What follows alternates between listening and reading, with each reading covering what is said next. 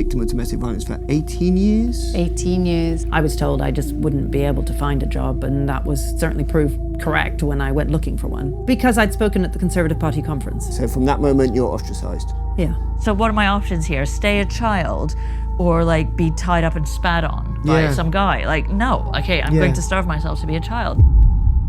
I think it's okay to fall apart. If you say it's okay to fall apart, there is actually more resilience in that than there is fearing what lies beyond your capacity to cope. He'd stalked me at conference a couple of weeks earlier, and on that day I thought, I'm gonna tell you I'm not afraid of you. There's Darren in the door frame, pulling out a sawn-off shotgun. And he just aimed the gun at my chest, told me he loved me and pulled the trigger. Sure, there are going to be obstacles in front of you. You pick yourself up and you keep on going. You got to be bigger. You just got to work hard. You've only got one life. What are you going to do? Get to the age of 85 and say, well, I was black and I was born poor, so there was nothing I could do. Or you take the cards you've been dealt and you deal them. I just thought to myself, I can't turn the clock back. I've got to get on with life. When you look back on your life, is it worth it? All the crap that you've gone through, all the death threats, all the sexual abuse stuff, all the domestic violence, all of that hardship, is it worth it?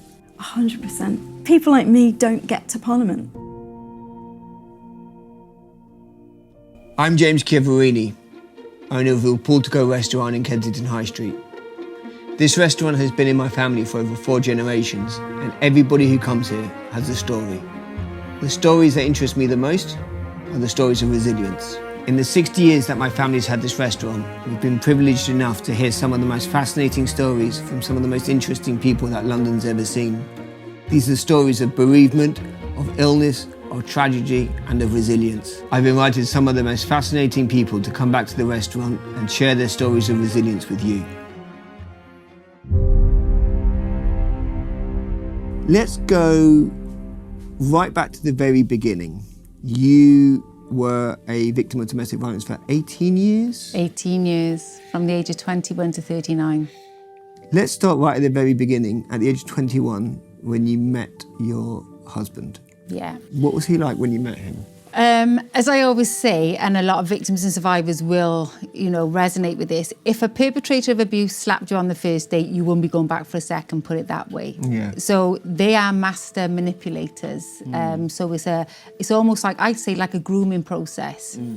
To rein you in, they're saying the right things you want to hear, love bombing. So I was a single mum to my boy Josh at the time, and I'd met Darren. He lived, his sister lived across the road from me, so that's how we sort of had that mutual sort of connection through his sister. And he was, charming, witty, really funny, had a good sense of humour. Just seemed to be a nice sort of guy. Courted you? Yes, yeah. Showed you lots of affection? Yeah, yeah. Buying chocolates for my son and stuff like that. How old was Josh at the time? 2. 2? Yeah. Blimey, so that's not easy being a single mum with a toddler. No. So 21 as well. And not sort of having much, and this is the problem, not having much to compare it to prior to that. Yes. Being so sort of young. So yeah, he was charming. He was a nice guy, just thought, yeah, let's give it a go, see what happens. I think like any 21-year-old would, wouldn't they? Yeah. I wanted to talk a little bit about this idea that religion and spirituality and the notion of resilience might seem like odd bedfellows to people on the first instance. But for me, resilience is often an indication of coping with all of the trauma that can happen to anybody during their life, be it illness or divorce or bankruptcy or eventuality death. How do you find a spiritual practice or a spiritual discipline in helping people bolster their resilience? I'm not sure I do, actually. I mean, I have a slight problem with the word resilience and coping and those sorts of words. I just watched Succession, the end of Succession the other day. And those who haven't seen Succession, there's a great scene in it where you're at a funeral their dad's funeral, and one of the characters called Roman gets up to speak at his dad's funeral, and he collapses. He just can't do it, and he falls apart, and he's an absolute wreck, and so forth. Now, in a sense, I want to say it's okay to fall apart, and that's the problem with resilience. The language of resilience is always trying to keep falling apart at arm's length, that there's something absolutely terrifying falling apart. And that if you constantly thinking it's all about language of coping and don't fall apart, and it's a modern version of stiff upper lip.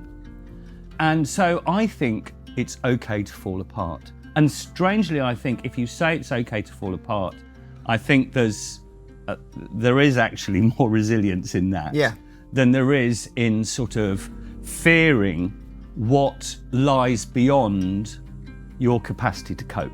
Because we always come across things that are beyond our capacity to cope, and we fear it, and we fear falling apart, but actually it's okay. You can fall apart. And that's probably where the spirituality stuff comes in, is that there's something beyond our own capacity to sort ourselves out. You're renowned for being somebody who clearly has their own opinions, which is a very good thing in my eyes. Let's just, before we get to that stage, before we get to the end, let's start at the beginning. You were elected in 2017? 17, yeah. So prior to 2017, what was life like? I was a single mum, dependent on tax credits. I was a part-time teaching assistant. I helped to run my local Labour Party group. And I was just getting more and more involved in politics. As my kids got older, I could go to meetings, and I just thought, what have I got to lose? You know, we've never ever won this seat. We're never going to win it, but I might as well enjoy standing and having a go, and then maybe I'll go for a safer seat somewhere if I really like it, or if I get an okay amount of votes. And then... So this is Canterbury? Yeah, then I got elected anyway. So let's get this. So did you have to just wake up one day and just say, do you know what, I want to be an MP? Or were you somehow courted into this situation through the local activism? I've always been political and always sort of dreamed about being an MP, but it was never really reality. It was only a fantasy, because people like me don't ever get elected, really. I didn't go to university. I didn't have those Labour Party networks. I could just see what you had to do to be a Labour MP was to know the right people, and to have known them since you were at uni, maybe to have only worked for the Labour Party, to have had a sort of staff job from leaving school or leaving uni, and I didn't have any of that. I didn't know anyone. Before we get into your own personal story, can we talk a little bit about the cultural history of anorexia? Because I made the mistake prior to reading your book that it was a modern phenomenon. So talk us through why maybe I was wrong about that. So a lot of people think it basically started in the 80s. People became aware of it because of Karen Carpenter. In fact, the term anorexia nervosa was coined in the 19th century. But in fact, girls have been starving themselves to express distress since going back to almost recorded time, really. The first recorded case of probable anorexia was a princess known as Wilgefortis, which is strong virgin, who is often depicted in art with a beard. Anorexics often grow hair all over their faces as their body tries to keep warm. And she started starving herself because she didn't want to be basically given away in marriage by her father when she was still an adolescent. And she starved herself. And when her suitor saw this bearded, very underweight girl, he left, and her father was so furious that he crucified her.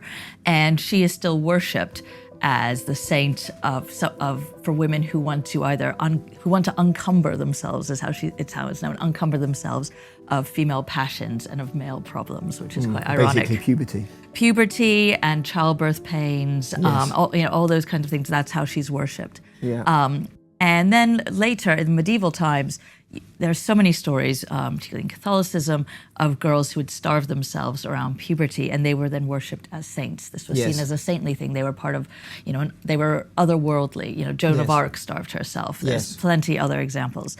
And back then it was seen as extreme religiosity. Now when girls stop eating, it's seen as perfectionism. They're overly perfectionist. It's a similar motivation. It's the same problem. Same problem, and always starts around the same age, which is puberty. For those that don't know, what is it that you do at Makeda that's different to other schools? Oh, well, there's so much that we do that's different in terms of the little things. But, I mean, the big things, we're very traditional. The desks are in rows in the classroom. The teacher stands at the front and is leading the learning as opposed to the children leading the learning. If you go into a typical classroom these days, you will see desks facing each other in groups where the children might lead the learning in groups while the teacher moves around as a facilitator of learning.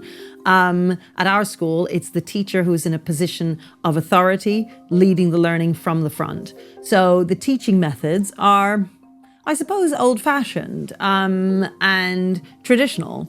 They're very much informed by cognitive science, so they're not exactly as it would have been in the 1950s, but they're more traditional. And then our discipline is top-notch, so we're called the strictest school in Britain. I think people imagine strictness means that we're unkind. I'd say it's quite the opposite. When you're strict with children, whether you're a teacher or a parent, it means you love them enough to keep your standards high. And I think often people lower their standards because they're more concerned with being friends with the children. That's for both teachers and parents, as opposed to understanding your role as an adult, which is meant to lead them and make them into better people. And that requires having high standards. It requires both praise and punishment. The word punishment, in fact, has almost disappeared from our vocabulary. In schools, for instance, first they called them sanctions, but then that was considered to be too horrible. So then they chose corrections, but then corrections. Then it moved to consequences. I don't know what will happen next. I mean, eventually it'll get to the point where you're just not allowed to give a consequence at all. And I have to say that happens too much, I would say, in schools. People are always quite shocked. Our children, if you turn around once, you get a demerit. That's a warning. You turn around again, you get a detention. So it means nobody ever turns around. I mean, literally, they just don't turn around. They're all behaving themselves. And of course, when children are behaving themselves, they're able to learn and then they're able to succeed. We also have a whole load of small c conservative values. I call them small c. Things like believing in personal responsibility, having a sense of responsibility for what you do. If you don't do your homework, that's on you. It's not because of your sister. It's not because of your mom. It's because of you. There's also a sense of duty towards others, the community. There's a sense of team. If you get a detention, you're not just letting yourself down, you're letting the whole team down. And the whole class. And that's how it's narrated to them all the time. There's a real sense of self-sacrifice. You are not so important. You are part of something bigger. So just this morning at assembly, the choir of year 7 and 8s came in to sing to the year 9s. And I was explaining to the year 9s before the choir came in, look, it's really scary for them. And we've got to celebrate them afterwards and give them a big clap because they're coming in to see the big scary year 9s. And this is about all of us feeling like a family, all of us feeling supportive of each other. So that is narrated in everything that we do. Yes. The two things that we want our children to do is to work hard and be kind. Yes. Now, they might do a lot more than that, but that's the minimum bar. So he shows up, he's showering you with affection, he's being kind to your son. You think, well, this guy's nice husband material. How long did the nice phase last? I would say the first moment, the vivid moment of abuse for me was I found out when I was probably about a year after going out with him that I was pregnant. So he was 5 years older than me. So when I met him, I was 21 and he was 26. So he had no kids, was quite happy when I found out I was pregnant. I thought, well, a sibling for Josh, there's not going to be much of an age gap, which would have been great. And then the vivid moment for me was when I was 7 months pregnant and we'd had an argument and I can't even recall what it was about.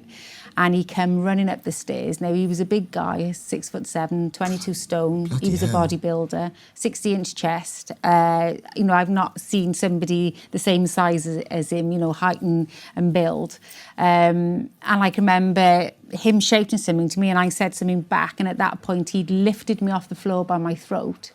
And he let me go when my lips turned blue. And he told me that later on. And you were 7 months pregnant? Yeah. So the next thing I can remember then was him literally falling to the floor, crying like a baby. Did you pass out then? I didn't, no.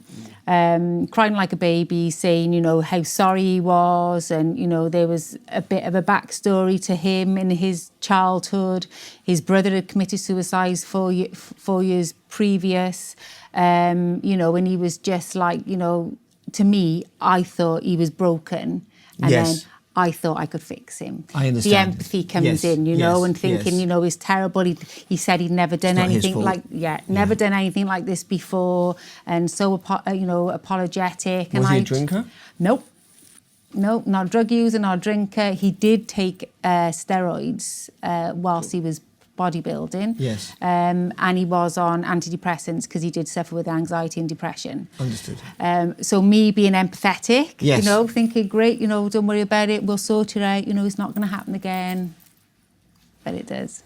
So this idea that you're entirely dependent, because I mean, this isn't unique to Christianity though, because I mean, you know, No. I mean, Judaism, Buddhism, I'm not sure about Islam. Does Islam teach basically the same thing, that?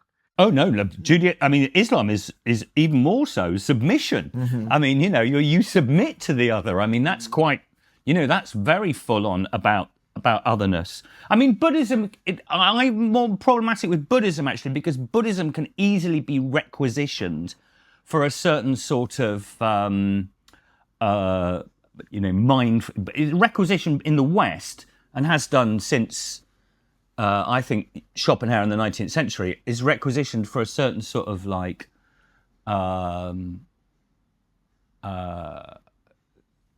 self-orientated spirituality, which is sort of the opposite of what I'm trying to describe.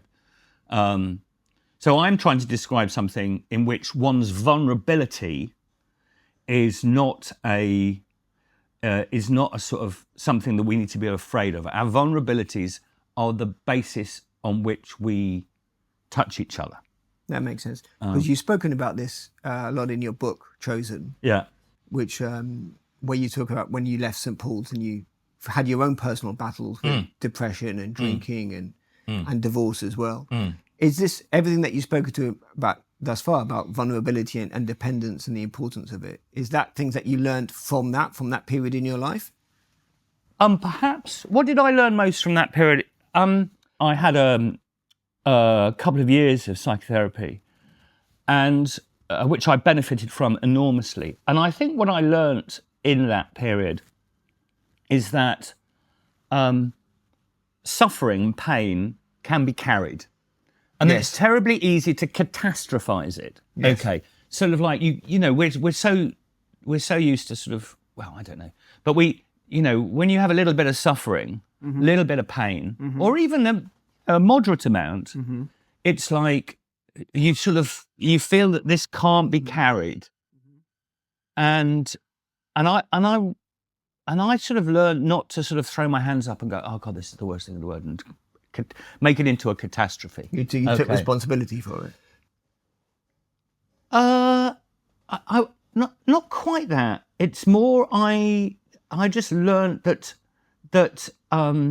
a degree of unhappiness, I guess, is something that you can carry with you and have great moments of joy alongside. Yes. And it's okay. It doesn't bugger everything up. It doesn't lead you to sort of destruction.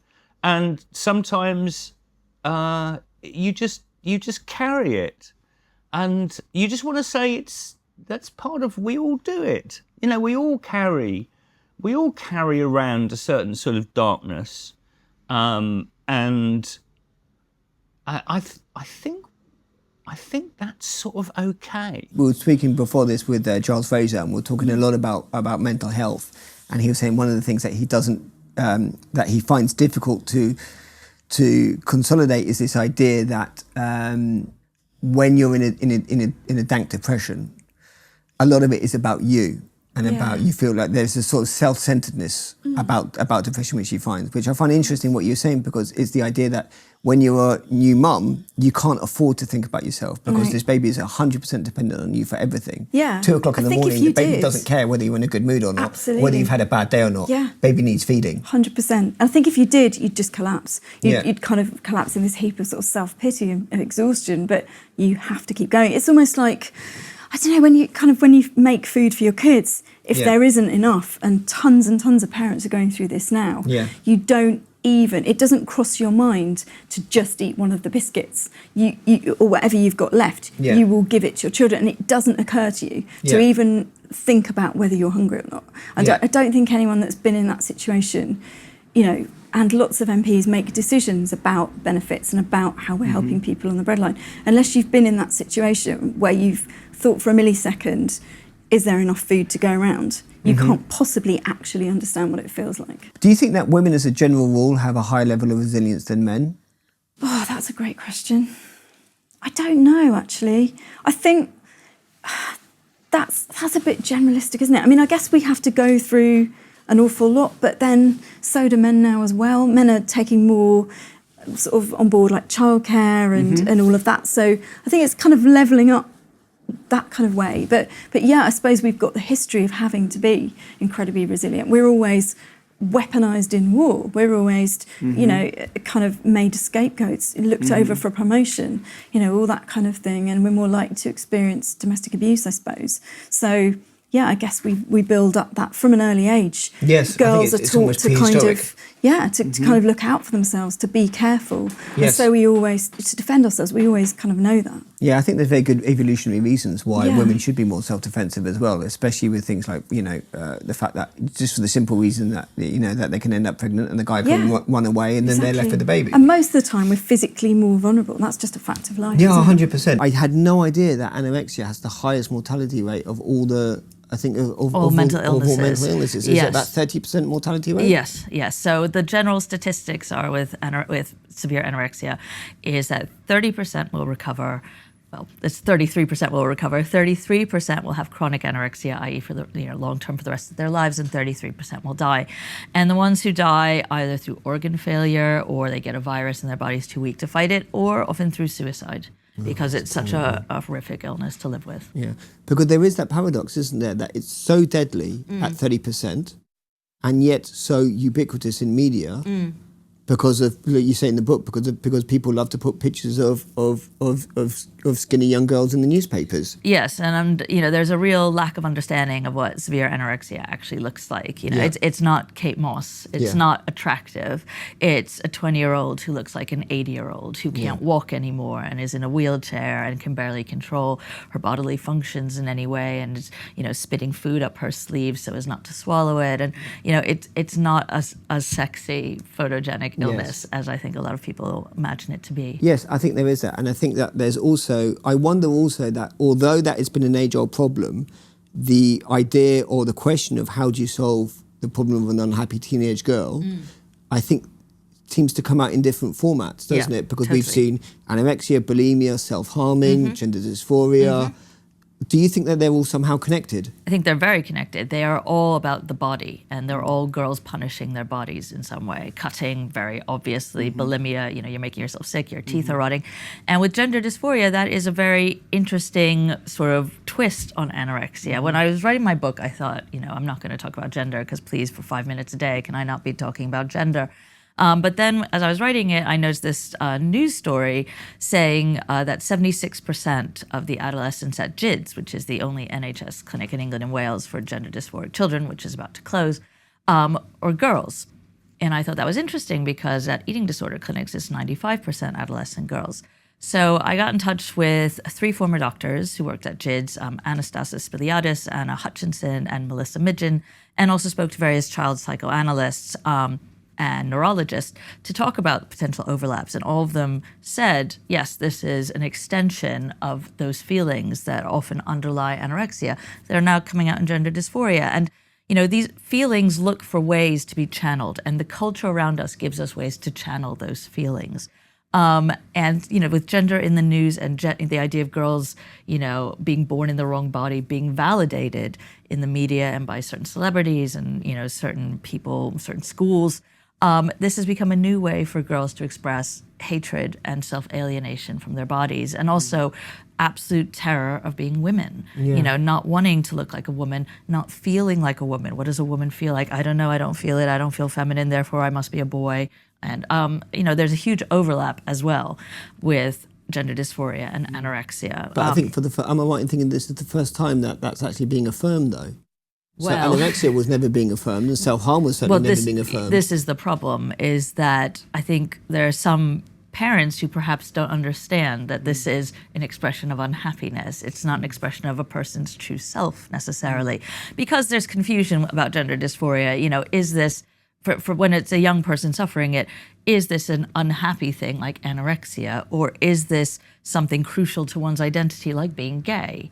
And there's a lot of people who think it's like being gay. It's part of the LGBT acronym. Therefore, to suggest this is an expression of unhappiness, well, that's akin to people who think being gay is a mental illness. We would never want to say that. Yes, I so understand. there's all that fear. But yes, you're right. You know, this is a way for girls to express hatred of their bodies, alienation from their bodies, and it's being affirmed and validated and applauded in a way anorexia and cutting never were. Your own personal story, I mean, because you've been through to hell and back in your personal career, all the way back from the 2010 Conservative Conference.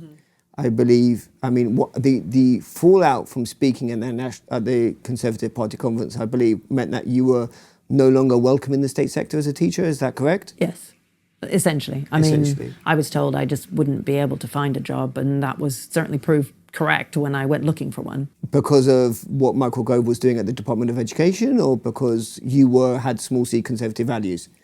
Because I'd spoken at the Conservative Party conference. That was it. So from that moment, you're ostracised. Yeah. I was just told I'd never live it down. I was a hairdresser by trade, and when Jack was old enough then to go to school, I went back hairdressing. And I actually forgot this was one of the things that Darren used to do. And my old boss wrote me a letter, which was picked up by a couple of the national papers, because I put it on my social media, to show the extent of Darren's control. And she actually said that she employed me from this period of time.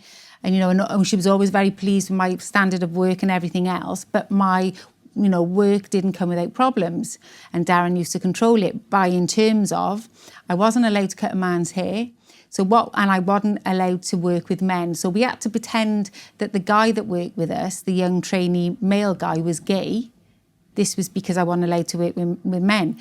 And one time, over a period of time when I was working in the salon then, what Darren used to do was make regular surprise visits to the salon, come in and say hello to everybody, look over the reception desk at my column to see what names were booked in, checking there was no men in there. How long were you in an abusive relationship for? Only a couple of years. I mean, I was with someone, broke up with them, got back with them, and I think I hadn't realised the first time I was in a relationship with them, I was uncomfortable with quite a lot of stuff, but I hadn't realised that's where it was going. Yeah. So when I was elected again and he kind of made contact, it was familiar and it felt safe. And he was saying things like, but I loved you when you were a teaching assistant. And I had been thrust into this totally unfamiliar world where most of the other MPs were networked in. They'd known each other since their student days. And I was the only one in my county and the only one who didn't really know anyone else. I knew a couple of people. But yeah, I definitely wasn't in any sort of cliques or inner circles, and I didn't know how it worked, didn't know how Parliament worked. And so to have this familiar, safe person, who I thought was familiar and safe, coming back into my life felt like, phew, you know. And so a couple of years, I kind of put up with stuff I shouldn't have done, really. So for me, it got to the point where I didn't care if I went with the clothes on my back. I just had to get out. So what had happened was, it was on the 9th of July, 2011, and we'd had a row. It was Saturday morning, and I was getting ready to go and do hair for a bridal party. And we'd had a row, and he'd come round the bedroom, just staring at me. And this is following on from the day before from a row. And anyway, I went downstairs, and I can remember looking out the back window by the back door, and just the tears were burning coming down my face. And I'm thinking, I got to get out of this. I got to get out of this. You just had your fill. Yeah. And he came behind me, and I could feel his breath on my neck. And he said, well, what are you going to do about it then? And sort of like smirking and laughing. And I said, I'm going to leave you. That's what I'm going to do. And as I walked from the kitchen into the living room, he gripped me by the throat and started strangling me ferociously. Like he did the last time? Like when it was worse than the last time. Yeah. This was a proper shaking, head shaking, strangling. And both my boys heard it. They were still in bed. So Josh was 20, Jack was 16. And they both come running down the stairs, and they told me after they thought they could hear a pig squealing in the room. So obviously it was a sound I was making of being ferociously strangled. So Josh had done a silent 999 call, and Jack had a baseball bat in his hand. At the age of 16? 16, yeah. Yes. So at the time then, I can remember being on the floor, and then obviously Darren was aware that the kids were in the room, so he let me go, burst into tears, the usual, which they do, you know, going to cry, or maybe I'm going to kill myself. And at that point then I did get up and I just absolutely pummeled him as hard as I could on the top of his head. Good for you. Yeah. So I did get a little blow in. And so anyway, then Jack, I think, called Darren's sister and said, oh no, that's right, sorry. They went back to bed, and then Darren started pulling me up the stairs, playing like the victim, crying and everything else. And Whilst pulling you up the stairs? Yeah, so sort of like pulling me up by my hands. But I knew what he was going to do, because living with somebody like that for 18 years, you're always second guessing what's next. You always know what's going to come next. Anyway, we went into the bedroom, and he started rummaging around in his top drawer where all his weapons were. So I knew exactly what he was going to do. He was going to slit his wrist then to become a victim. Yeah. So he was going to basically weaponise that victimhood against you. Yeah.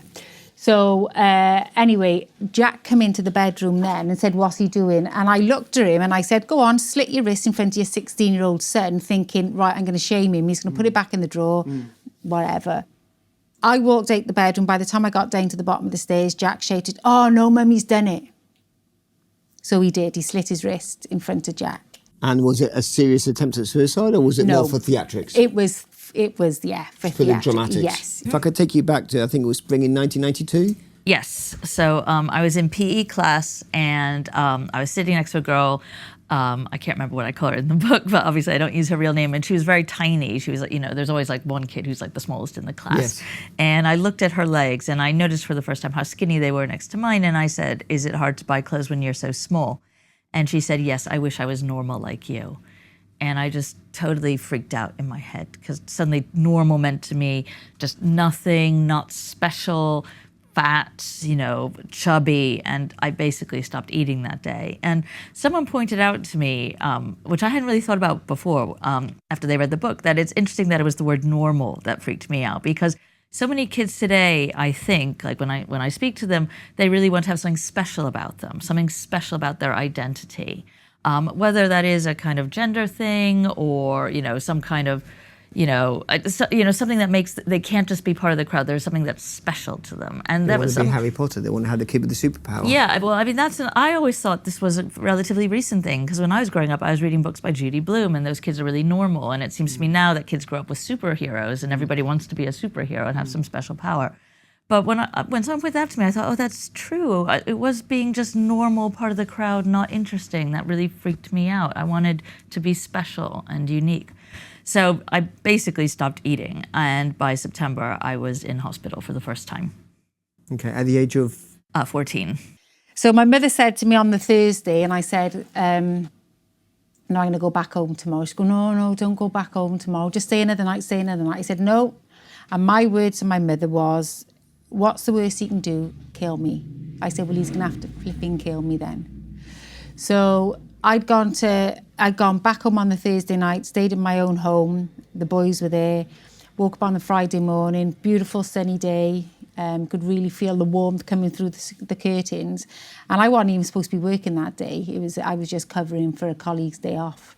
And anyway, I went to work. I couldn't eat my breakfast. And I'd never experienced it before, having that lump in your throat and like a knot in your stomach where you just cannot swallow. So I'd gone to work, and my boss was like, oh, it's lovely, isn't it, today? I was like, yeah. And she said, you feeling all right? Everything all right? I said, yeah, it'll be all right. No, it is not. So anyway, I carried on with the day, busy Friday.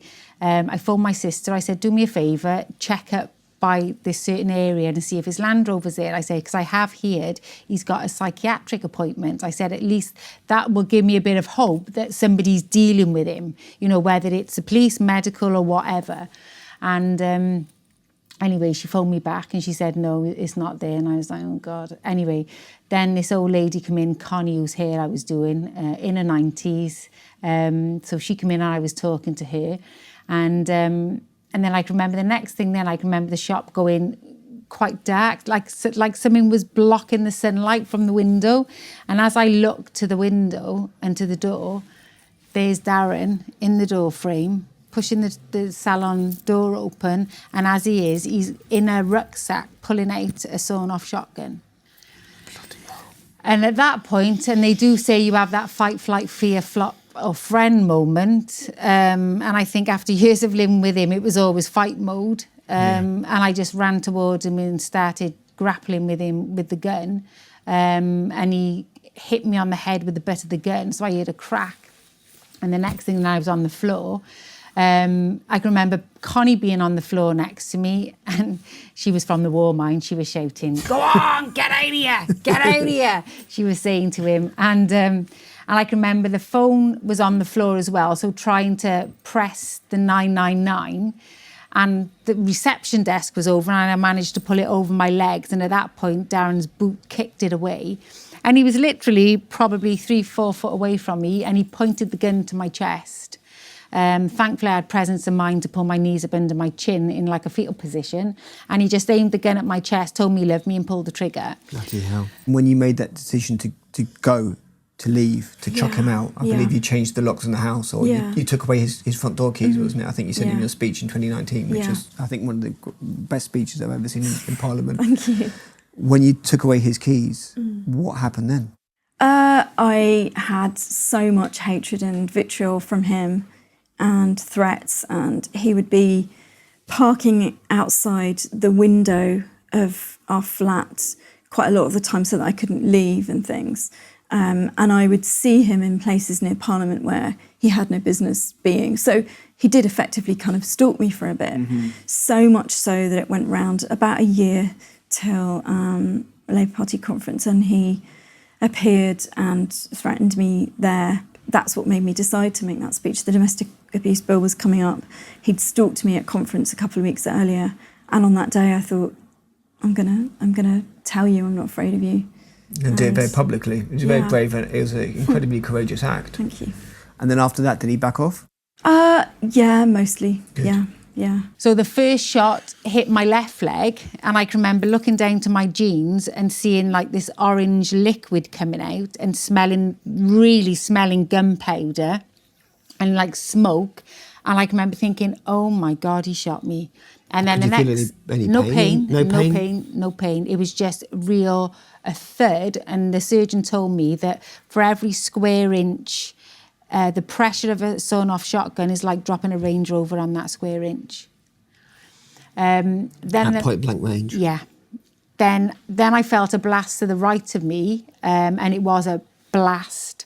And then I can remember seeing the gun down on the left of me, and I grabbed the gun, and I can only just reload or something. I think he did, yeah, because I was like, I can't understand why it was down by the side of me, and I grabbed the gun. And I really believe I had a supernatural strength because he could not get the gun off me. And then the next thing I can remember him booting me under the chin, kicking me, stamping all over me, punching me, everything. And then the next thing, he gone. When I think people talk about resilience as well, what they don't realise is sometimes how long it takes. Oh my God. So the difference between from the trigger from when you were 16 to the final realisation when you were 32. So that's 16 years. So it took you 16 years to battle your way out of this, which I think is so impressive. And I wonder if do you think that it's a question of just having enough tenacity to wait for your emotions to be emotionally mature enough to get to that point? Probably emotional maturity does help. And also I just want to, I also feel like, I don't want anyone to think that I'm saying that I'm stronger or tougher than those who don't get well. Yeah. I know a lot of women and girls who didn't get well. I think I did somehow have some awareness. I think it possibly came from being in hospital with so many women who'd been ill for so long, like these 50-year-olds who I knew. And, on the one hand, that can normalize staying ill for a long time, and it did at first. And then at some point, a little bell went off in my head, and I thought, I don't want that to be my life. I mean, at a certain point, you have to make that choice of like, this is my life. Like, what am I gonna, like, is this what I'm gonna do? I'm just gonna like spend my whole life figuring out which yogurt has fewer calories, which brand of baked beans has fewer carbohydrates. Like, is that what I want for my life? And you do have to make that choice. And it is horrible and scary. I would say to anyone out there who's, suffering from anorexia now, it is terrifying. First time you eat foods that, are not safe, that are forbidden in some way. But the only way it gets less scary is by doing it. And, you're not going to turn into Ursula the sea monster, right away. And no one's going to let you, ever. Like, that was something else that I had to keep telling myself. Like, no one will let me, be this hideous vision of myself. And at a certain point, I also wanted to be normal. Like, I did want to have a happy, normal life. Suddenly being normal wasn't a bad thing. Yeah. I wanted to have a boyfriend, and I wanted to have children one day, and I wanted to have a job. And when I was at university, I started working on the university newspaper, and I really loved that. And I thought, oh, this is something I want to do. I don't just want to be sitting at home, living with my parents for the rest of my life, sitting in my bedroom, staring out the window, trying to get rid of my lunch. Like, I want to actually do something. So having all that is really what built up whatever strength I have, like suddenly getting a vision of what the normal world could look like. So I was in the hospital, and then I can remember a surgeon coming in and saying to me, Rachel, your leg is a mess. Do you really want a leg that don't work? And I can remember doing this with my foot in the bed, and I was going, look, it's not broken, thinking, what are you on about? I don't know what's underneath there, but I can move my foot. And he said, and I heard amputation. And my words were, and I was on morphine, mind, I said, you ain't turning me into effing Heather Mills yet. And he started laughing, the surgeon, and he said, we thought you'd say that. And I'm like, well, who's going to say, yeah, take the leg off at 39 years of age, above the knee, yeah, you can have it, take it off. So I was like, absolutely no way. So anyway, they kept me in that hospital overnight. But then I was told that evening, I had a police officer come in and said that we found Darren. But I knew he would have taken his own life because he wouldn't have gone to prison again, because he'd already done prison. And he said, we found him, he is dead. And I was like, yahoo. The relief. The relief, the sense of freedom is priceless. I can't even put it into words. Resilience that you're talking about, that's the number one thing that's going to help you be successful in life, is being able, I always say at assembly, when they knock you down, you pick yourself up. That's just what you got to do. You pick yourself up.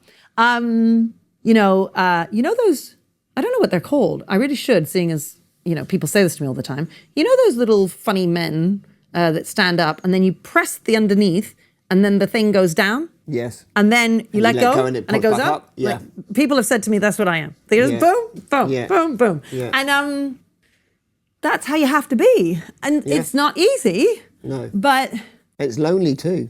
it is, very much so. Very much so. Especially if you criticize both the left and the right. Yes, which you have done. Which I do. I don't make myself many friends. But the thing is, I'm interested in truth. Okay? Yeah. I'm interested in what's real and what's true. Yeah. So when you say, for instance, I know I'm right, well, I don't know. The thing is, I used to be a real lefty, Yes. I mean, serious lefty. I read Living Marxism, I think it was, at university, And then over the years, I've changed my mind about things, but I change my mind about things right now. Yes. So if people put good arguments to me and we have a discussion and they make me see something that I haven't seen before, I will change my mind and my position on things. Frankly, our school wouldn't be successful if I didn't. If I was just stuck in one road, but facts change. we just wouldn't. Exactly. So we are constantly, we're dynamic at Michaela, and we're changing all the time. I meet with my senior team every morning at 7:00 to see what we need to change from the day before, So when people say to me, I'm going down one road, I mean, that's just, it's the opposite of the truth. There was an interesting interview that I saw with Justin Welby, where he said that for him, he was asked about the question of hell, and he said that he believes in this idea of there is this place of eternal damnation, this place where the soul goes to be tortured forevermore, which struck me as being quite strange, because hell, for me, the idea of the concept of hell is this idea of the sort of the St. John of the Cross idea of being constantly trapped in this cycle of addiction, or this constantly trapped in this cycle of pride or or wrath or anger. Do you know what I mean? Or one, you can pick any one of the 7 deadly sins really for that perspective. And I think that it's interesting, this idea of that maybe, this idea that resilience is just a question of waiting. That it's a question, can you sit in the dark and can you wait for this moment to pass so that you can effectively come out the other side of it? And I think it's interesting about whether the idea of despair and depression is that what's interesting to me is that with resilience is that it's almost, instead of pushing it away, you have to let it in and legitimize it and say it's okay. Yeah. You have to let it in and then you have to sit with it, like you were saying. And it's the resilience to sit with the pain for how long? And it's a question of quality of waiting.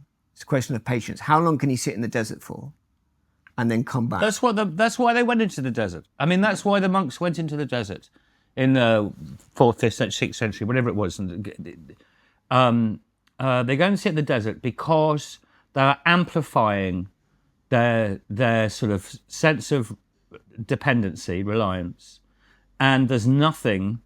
They're not giving themselves any substitutes, any false substitutes, any soma. There's nothing like that going on, and that's like full on. I couldn't do it. What's interesting to me is that you chose the responsibility of opportunity. You said, "Here's an opportunity. Responsibility is out there. I'm going to pick up the mantle." I just thought, what's the point in moaning? Yeah. I mean, I could throw socks at question time for the rest of my life, or I could go, well, hang on a sec, why don't I give it a go? And it's much safer and easier and less frightening to give it a go when you think there's no chance of winning, because I gave it my all. Yes. I thought, I'm not defending my job, which is what I am doing now, which is slightly more scary.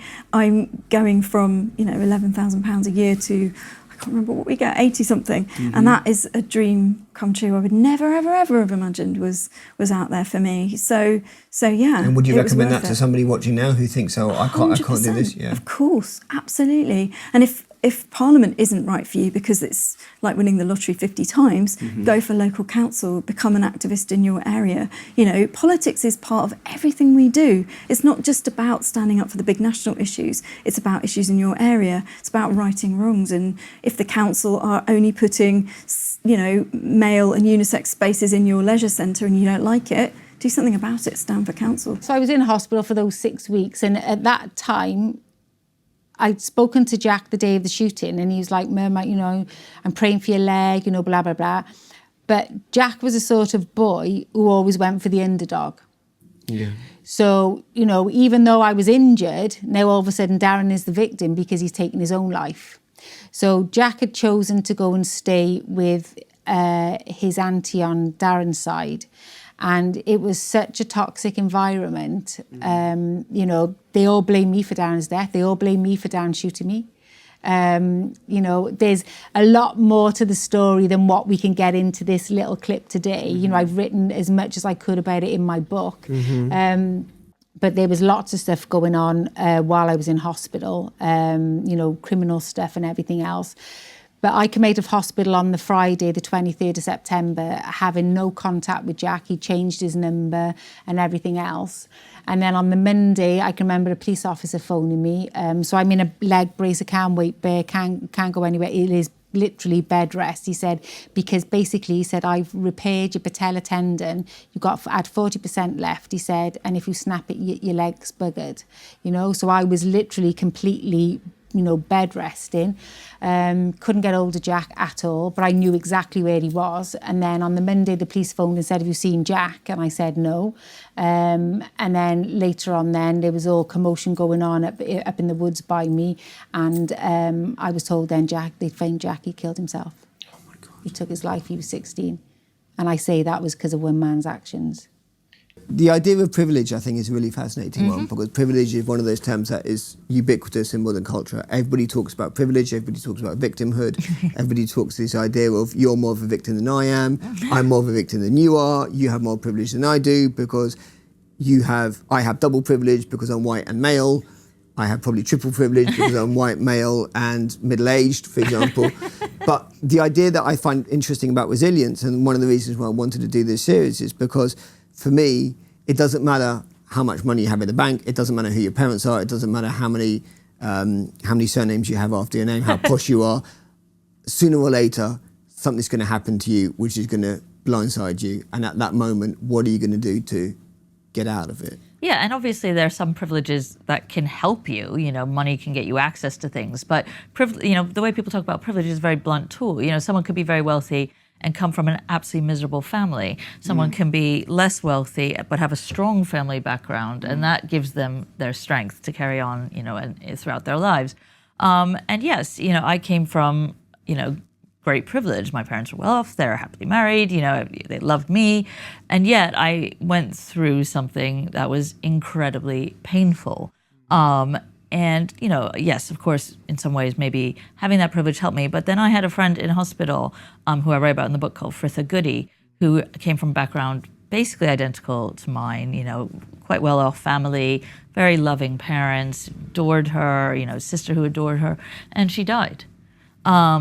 You know, it's not, you know, the easy option. You know, it's not a guarantee that your life will be easy. Yes. And I had another friend in the Priory who also came from a very similar background to me, and she is still in and out of hospital. She's in her late 40s, and we first met when she was 16. So, you know, it's not just about that. I understand why people focus on it, but, you know, in the end, it's partly luck, and it is partly, you know, I think for anorexia, having something to get better for and having access to the ability to do it from an early age. I don't deny that there are obstacles in front of my kids. People get very angry and they say, well, obviously the boy from Eton's going to have an easier time. Well, one, I don't know if it's obvious, but is he? But Says who? let's assume it is, right? Let's assume, because I do think that there will be obstacles in front of my kids. They won't necessarily have the financial ability to be able to access various things that perhaps the boy at Eton would be able to access. They perhaps don't have a similarly supportive family, although that isn't necessarily true. But let's imagine that it's a boy at Eton who comes from a well-off family, who has a very supportive family and an interested family and so on. And there will be kids of mine who just don't have his advantages. That's true. So what are you going to do about it? Like, my position is, what are you going to do about it, right? Yeah. What you're going to do is you're going to work hard and you're going to be kind. What you're going to do is get the best possible GCSEs you're going to get. You're going to fill your head with loads of knowledge. You're going to acquire all those habits that I was talking about, not just physical habits of working hard and being able to be resilient through the evening when you're studying for those exams, but also habits of mind so that you can push through and drive through any amount of negativity. You're going to be better. That's what you're going to be. You know, there's this great scene in Scandal. Do you remember the program Scandal? No, I don't. When was this? I don't know, a few years ago, with Olivia Pope, her name was. And she's this black woman. I forget the name of the actress, but and she's like investigating various crimes and things. Anyway, there's this scene of her and her dad when she's growing up. And her dad more or less says to her, you're black and you've got to be better than the rest, right? Because there's no business of you're black and things are awful and the world is against us. It's you're black and yeah, you're going to have obstacles in front of you. So you better be better. You better be better than all of them. And that position, the writers who put that together, I suspect that any black person of my age will have watched that and gone, I remember hearing that as a kid. I know that. I know that line, right? And that line is empowering. That line makes you go, right, I better work harder then. Yeah. As opposed to, life is so awful, we're ethnic minority, or we're poor, or we're from the inner city, so we can't make anything of our lives. Yes. The fact is, sure, there are going to be obstacles in front of you. You pick yourself up and you keep on going. Yeah. And that is what you got to do. You got to be better. You got to be bigger. You just got to work hard. Like, you've only got one life. That's the thing I always say. You've only got one life. And what are you going to do? Get to the age of 85 and say, well, I was black and I was born poor, so there was nothing I could do. Yeah, you can do that. Or you take the cards you've been dealt and you deal them as best you can. And you find a way to get more cards into your deck. That's what you do. So you were in hospital and you learned of the death of your son. Well, I was out of hospital. You're out of hospital, but you learned of the death of your son. What now? You know, you never, ever get over losing a child. You learn to live with it better. And I seen a great analogy of grief, and it was bottles, and there's a circle in a bottle, you know, and, you know, the glass gets bigger, the glass bottle gets bigger, the grief doesn't get any bigger, but your life and everything else gets bigger. So you just learn to live with it. And I've always been one where I thought, my glass is always half full and it's not half empty. And to be honest with you, I wasn't going to let one arsehole ruin the rest of my life. So I just thought to myself, I can't turn the clock back. I've got to get on with life. I had my IPCC report delivered to me in the June, July of August 2012 and my serious case review. And as I read through it through quite inexperienced eyes, I thought, what a show of shit. And I vowed then I would never let another family go through what we went through if I could help it. Like for instance, the 36 police officers. Stuff went in an internal tray that should have gone in an external tray. Nobody was passing information on to other services. And at that point then I just thought, right, basically I became an advocate for the cause with. So was it really the death of your son that spurred you for the struggle, that gave you the resilience that you could go out there and dedicate the rest of your life towards this? Yeah, I think it certainly is the death of Jack. A 16-year-old boy, he had his whole life ahead of him. He was university material. His tutors told me that. And to think because of one man's actions, cost a 16-year-old boy to take his life. And, as I said, I can't turn the clock back. I'd love to bring Jack back, but I can't. And I do have a Christian faith, but I do repent every Sunday for my potty mouth, as I said. But, it is a case of, I know I'm going to see him somewhere again, and I'm holding on to that. It's that faith, it's that belief. Yes, yeah. So, this is only temporary now. And I also say we're only on the earth for a temporary time. It's like a spritz of an aerosol can, and then poof, you're gone.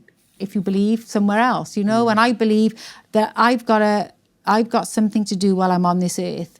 And I say, you cannot be pitiful and powerful. You make a choice which part you want to be. And I have always said, I will be powerful. I will make changes. I will push the law, And I did help get non-fatal strangulation on the statute book. I do challenge government.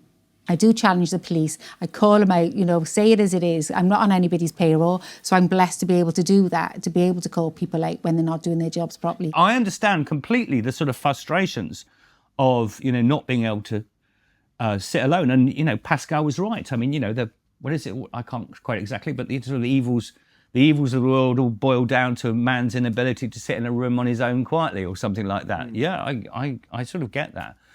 Which returns us back to boredom and those sorts of things. I think we talk about sort of spiritual resilience, and my phone. Okay, my phone is I'm obsessed with my phone. I'm not very good at I can diagnose my own condition, but I'm very good at solving it. I'm obsessed with the bloody phone, and Twitter and all these sorts of things. Now, this sort of what is this about? This is often about me not being able to sit there quietly and deal with my own, because I need something constantly to fill the space. And so plug up my unmet need. Yes. I've got an unmet need for information. I've got an unmet need for stimulation, or all these sorts of things, which is why this sort of boredom of being in church is sort of important. Yes. Because it's actually about sitting with your unmet need. Yes, because it's an interesting point, because talking about resilience, most people will think immediately of a sense of emotional resilience, the sort of Teddy Roosevelt man in the arena idea that you've got to get back up each time you're knocked down so you can, have another go. And this idea that, you can get through your wife's passing, you can get through your divorce, you can get through your bankruptcy, which if you just hang tough enough, this kind of rocky idea. Yeah. But it's also this idea in the modern world where you're constantly connected to the idea, the resilience of boredom, the resilience of can you allow that empty space into your life, so that you can process your emotions properly, so you can manage these ideas properly. Very, very fearful. I mean, the phone and our obsession with social media is a way of keeping at bay a fear of our own dependency, is our own sort of the idea that we have desires that are not immediately met, and so you're not addressing them, you're not facing them, you're not facing yourself because there's always something to scroll through. You're constantly doing that, and that's such a. One of the things that I get really. No mobile phones in church. It's just like you really don't. you don't sit Do you ever there call and- people out from the pulpit on it? Well, funnily enough, I just said that and I realised what a hypocrite was because on this Sunday I used my mobile phone to play something to people. But I just get grumpy about it, and I think I quite like being a bit nice to people. I don't like being nasty to people, but I actually do think that it's quite right to call people and call me out on my own inability to sit quietly. I don't know what you think about people. I'd quite like to ask you a question about people who come in here and eat on their own. Yeah. Okay, because people differ about eating on your own. Yeah. Some people think that's a terrifying thing to do. They Yeah. never eat on their own. Yeah. They think that's shameful Yeah. or whatever. And some people can eat very calmly on their own and really enjoy it. Yeah. I imagine these days more and more people who eat on their phone also eat on their own also have their phone with them. Well, it's interesting because the biggest sea change for that, for me, in terms of behaviour, was the smoking ban. Okay. Pre-smoking ban, you would get diners, normally retired men, maybe they were escaping their wife at home, I don't know, but they would normally come in for lunch and they would order themselves a lunch and they would light themselves a big cigar and they would just sit there smoking their cigar, having their lunch and drinking their brandy for hours. Completely happy. They had no newspaper, they had nothing. They were just there with their cigar and their food and their brandy, and that's all they needed. And they would sit there perfectly happy. Once the smoking ban came in, for a while, because remember the smoking ban and the iPhone were launched on the same week. So the smoking ban and the iPhone both coincided. They were about Is 6 that days right? apart. Yeah, they were about 6 days apart. But obviously the first iPhone, there was no social media, right? So there was a sort of overlap where the cigar then became a copy of the Telegraph. Back in the day, you know, they'd have their big broadsheet and they'd sit there reading their broadsheet, or a copy of Private Eye or whatever it is that gentleman would read, you know, in Kensington at that time. And then along came the phone and then Bluetooth headphones. And Do you have people sitting here having lunch on their own with headphones in? watching a movie or the iPad. Watching a movie? They will have the iPad there and they'll have their Bluetooth headphones in and they're like on an aeroplane, like as if they were literally on an aeroplane. And it's become this slow sort of shift away from just being alone. I wonder if all of this is actually just symptomatic of our affluence, certainly with respect to how the world has always been until now. I mean, we've never had it so good as a society, but still there's this sense of weightlessness, that people feel like they're not connected into something, that they're not plugged into something. Yes. And I wonder if that's because, but having said that, if you zoom out a little bit and look at the world as a whole, or 8.5 billion people, all of us living in London are going to be in the top 0.0001% of people that have ever lived. If you go to the streets of, you know, some parts of Brazil or Bangladesh or Ghana or, you know, or even the Outer Hebrides, you can go absolutely anywhere, you'll see people who live their lives with small c conservative values. I know. And I think a lot of people haven't been to those places and haven't spoken to those people and don't understand why they might hold those values. Do you think it's more like a rural-urban split? Like if you look at say for example, some of that, that if you live your life in a rural community, you have to be more resilient because you're at the mercy of a changing climate. For example, if you work the land, like both my grandparents were both peasant farmers, and you had a bad harvest for no fault of your own, you had to deal with it. Yeah, possibly. If you have an early snow, you have to deal with it. Yeah. A lot of these things that will happen will be out of your control, and the only thing you can control is the cards that you're dealt. You can only play the cards that you've got in your hand, like you said earlier. Yes. Yes. And I wonder if the fact that shift from rural to urban. Well, I think there's some truth in what you're saying, but I think it's more than that. I think, you know, the people who you might call the media classes, who kind of chatter away about the various issues that there may be, often have never met someone who is from the inner city, who comes from a poor background. They don't actually know any of these people. And then they make these big pronouncements about what these people need when they don't actually know. Rob Henderson is really good at talking about luxury beliefs. Yes, I like Rob. He's a lovely guy. Yeah, like his whole idea. He's lived that life, huh? Yeah, so, and there's an example. He knows what it is to be brought up in care. He knows what it is to be very poor, and to grow up around people who have a particular kind of lifestyle. And then he went to Yale and he looked around and thought, all you people are talking about these ideas. You have no idea who you're talking about and who these people are. And so I think that sense of people holding luxury beliefs, despite the fact that they've never engaged with the very people they're talking about, there is a sort of arrogance that comes with it. So going back to that time when you were in your, when you were in this, let's call it your dark night of the soul moment, what if you could go back and revisit your past and say one thing to 15-year-old Hadley, what would you say? I'd say it's better on the other side. Just It's, hang tough. Or just, it's better, eating is better than not eating. Like your life will be immeasurably better once you're not fixated on food all the time, once you're not having heart palpitations and fainting all the time because you haven't eaten. Like life really is better being normal. Being normal is good. And any advice to parents that might worry that their daughter's suffering? Yeah, or their son? So what I say always is get help, because I do think this is just too much for parents to take on their own. And I realize, that's not always necessarily helpful advice because it's very hard to get access to CAMS, the Child and Adolescent Mental Health Service, and NHS doctors in this country. But, whatever you can, talk to a school nurse, don't take this on all on your own. It's too much. Like you need to get outside professional help. I am living life to the fullest. I love doing what I do with my job. We've had some amazing holidays, and everything else. And it's just like, no, like I said, you're on this earth for a split second, and you gotta cram in everything you can.